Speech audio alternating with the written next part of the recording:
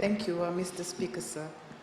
I get asked this question quite a lot from particularly the elderly citizens who have been affected by the drop in the bus fare assistance.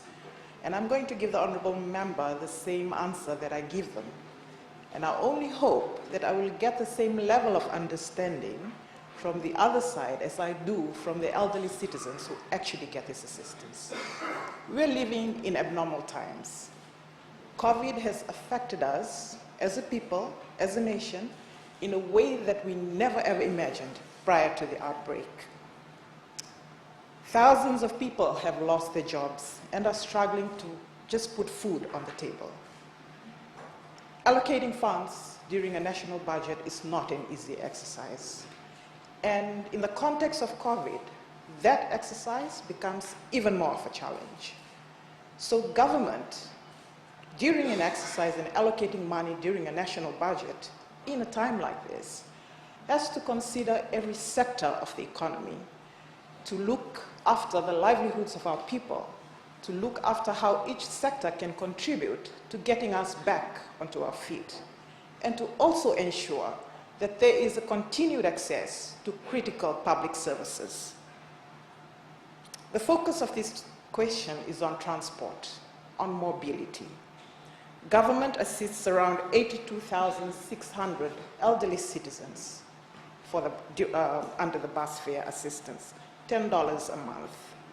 Out of these 82,000 people, the average usage per month is about 52,000. Around 30,000 elderly citizens who have a card do not use it. Apart from bus fare assistance, we need to remember that government also assists the elderly through the social pension scheme.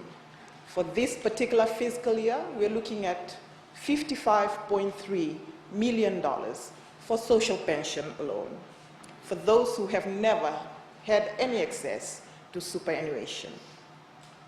This, Honourable Speaker, is the highest allocation of all the social protection program schemes under the Ministry of Women, Children and Poverty Alleviation. And for this fiscal year, it's the highest allocation ever.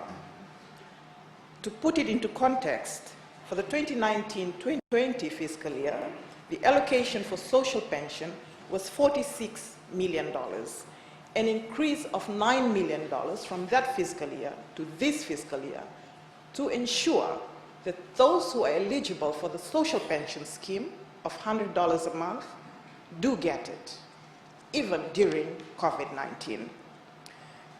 That allowance puts food on the table for those who do receive it.